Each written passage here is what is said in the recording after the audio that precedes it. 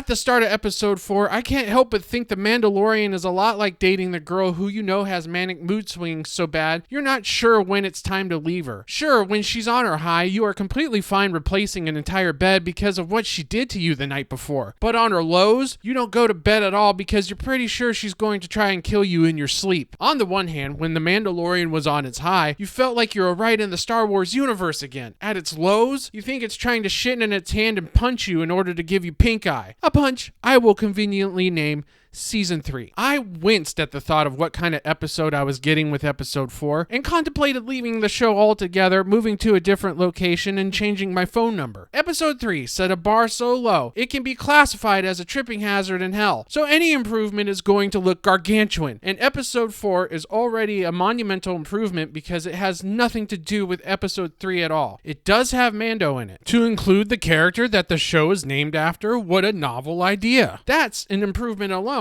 His cute little snot bubble baby with eyes is here as well, and of course Bo Katan is still hanging around. We'll get to her later. We start off with a training scene. We're on the sandy shores. It's a beautiful morning with flamethrower practice going on and weapons testing. Kids are in the challenge pit practicing hand-to-hand combat with each other. Mando offers up Grogu as the next challenger to the winner. The winner, a kid named Ragnar, gets to pick the weapon they fight with. Why Ragnar didn't pick hand-to-hand combat and punt this little green baby like a football is beyond me. If it was my call, I would have kicked Baby Yoda 70 yards downriver and rehydrated before anyone could swim out to get him. Once again, just me. But this brain fart of a kid picks darts, the one weapon that gives Baby Yoda an equalized playing field in distance. It's quickly apparent through this scene alone, you know you're not going to get a lot of plot that makes much sense. Baby Yoda finds himself immediately in a hole with 2 darts to his chest. Mando gets in his ear and tells him, "Hey kid, it's time to get a little clutch here. Maybe show him a little force. Just a tiny bit of initiative. A little bit of aggression, maybe." Okay, so you think Grogu is going to stop the pellets midair and fling them back at Ragnar. Cool. Maybe force push Ragnar to the ground and shoot him in the dumb helmet that's clearly holding what little brains he was born with. Alright, awesome. But what really happens is so jaw-droppingly dumb and clumsy.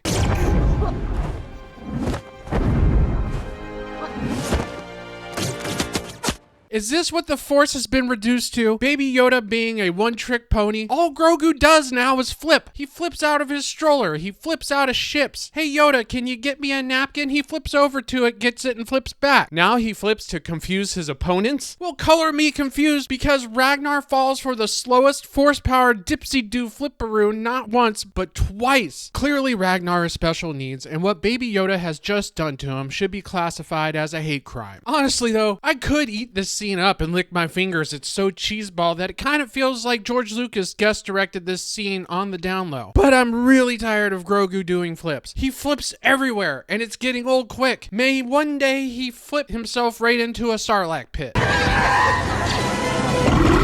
To end this dumb scene, a giant dragon swoops down and scoops up simple Jack Ragnar because, let's be honest, even from a 30,000 foot view, he still looks totally worthless. It wasn't like anyone was going to miss him. Bo Katan tracks the dragon with her ship to a nest high on a peak where it's going to feed the kid to its babies. Instead of doing something about it right then and there, she goes back to the Mandalorians and tells them what she saw and rounds up a posse because I guess dragons don't feed their prey to their young right away or something. But time is the essence apparently, now that she's wasted all of it, but also they need to be stealth. Why? Because if they alert the dragon, it will kill Ragnar instantly. I mean, I might be overthinking this when I say this makes no sense. So only if the dragon is startled will it kill its baby's food, otherwise it will savor it for later? So, anyways, the plan is to have the rescue party land a few miles short of the target location, hike the rest of the way, and scale the peak without the use of their jetpacks. I guess dragons can hear jetpacks 10,000 feet below their nest, but not spaceships with 300,000 pounds of thrust following it. Wow, you know, if I put my short bust helmet on, this would all make sense.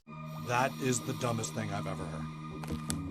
So off the Mandalorians go, with Bo Katan leading the rescue party, somehow knowing this little nerd is still alive. Meanwhile, Grogu is forced to stay with the armorer. Finally, we're given some exposition. Where would all of us dumb audience members be without someone telling us what is going on in Season 3? We might come to some conclusions on our own. Shocking. Any exposition over a forge is hard to jack up, but I digress. She tells him Mandalorians begin as raw ore and continually refine themselves, exposing their weaknesses, growing stronger the process through adversity. Kind of a cool piece of dialogue, actually. But this sends Baby Yoda to having Vietnam flashbacks of his escape from the Jedi Temple being attacked during the Purge. An escape led by none other than Ahmed Jar Jar Binks Best. Now say what you want about the shitty character that practically single-handedly almost ruined the Star Wars experience of The Phantom Menace, but that was more George Lucas's fault than it was Best. To see The Mandalorian give Mr. Best a task other than to annoy the audience was a nice thing to watch. Didn't feel forced. No wink wink, guess who this is, something this season is more than capable of doing, so kudos to the team for that much, or I guess that little. But really, this flashback doesn't do much else other than provide Ahmed Best a cameo and fill out some time. We already know Grogu escaped from the Purge. It's the memories afterwards we're a little fuzzy on. Do we get any of that? No, of course not. It made me think for all the worthless bloat episode 3 had, I think they could have spared us 5 minutes and given us a little more backstory with Grogu other than some shit we already know. Oh well, look at the lightsabers. Do you feel the Star Wars warring? Back in reality, Mando and the crew are still on the time crunch stealth mission to save the derp child who should have been dragon food right about now. They make it to the base of the peak and up they climb to save Ragnar right away, right?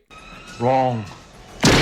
No, they set up a camp and have a picnic. What? Remember when I said that time is of the essence? This dragon bitch is known for taking Mandalorian kids and feeding them to her young, and the first thing they do when they get to the target location is have a cookout and sleep off the itis before they resume the rescue mission the next morning? This kid is dead. He's dead. Ragnar was the kid that nobody liked. He has to be that annoying kid that was constantly whining and asking if he can have extra popsicles after he had 2 of them before. He kept pushing everyone's buttons and they all tried to keep calm. You know, when that dragon swooped in, all of them were kind of thankful for the moment of peace and quiet. But now everyone realizes that they have to try and make it look like they're going to put in some effort. And to make matters even worse, his father is a part of this rescue party. Your kid is in danger of being eaten alive right above you. His bones might come raining down on your head at any moment. Maybe, I don't know, you put down the beans and go save him. How about some more beans, Mr. Taggart? I'd say you've had enough. So it's the next morning and they climb up there, and what do you know? No dragon, no Ragnar, but they do find some hungry baby birds. With all the commotion, of course, Mama Dragon shows up to save her children. Wait, no, she throws up simple Ragnar, who's still alive. Wait, hold up, she's just now getting around to feeding her kids? What the hell kind of deadbeat mom is this? Did she hit up the casino the night before? Like, hey kids, Mama's going to be out late tonight, but I'll have breakfast for you tomorrow, okay? And how is this kid still alive? He's just been snuggling up in dragon throat this entire time?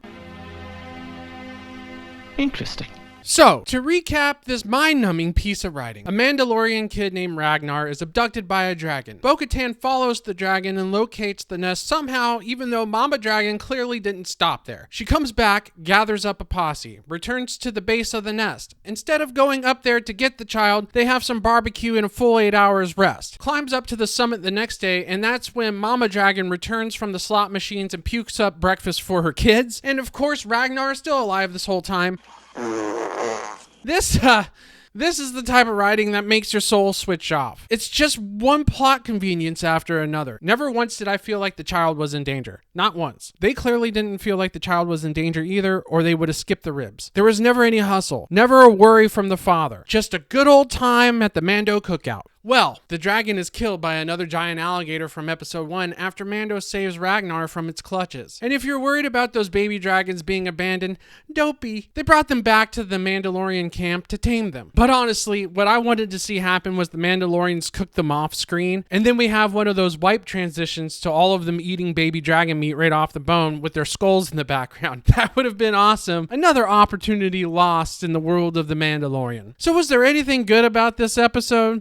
Yeah, we get to see Din Djarin finally have his hero moment this season instead of Bo Katan, even though it's starting to feel like he's taking more of a backseat to his own show. The Mandalorian is increasingly becoming the Bo Katan show, but only time is going to tell if Disney is going to pull a Disney where that's concerned. All signs point to yes. This episode wasn't a complete worthless turd like episode 3. The pacing was good. It didn't feel like it was on a slow bus to Dumbtown. Nah, this bus drove at regular speed. It was a bit of a return to the episode episodic nature of the show, where it stands alone and has its own story while also advancing, albeit in small increments, what to possibly look forward to when Bo Katan takes over the show and becomes the girl boss the producers desperately want her to be. I mean, you really can feel that this is going to be the case. But instead of shoving in a girl boss character right up you and dry, like Disney's used to doing, they're slowly lubing you up and easing it in so gently, they're betting on you won't even notice it. But for now, this manic girl of a show is still at her low. She's standing on your side of the bed and watching you sleep, wondering if you're going to leave her. I'm out of here.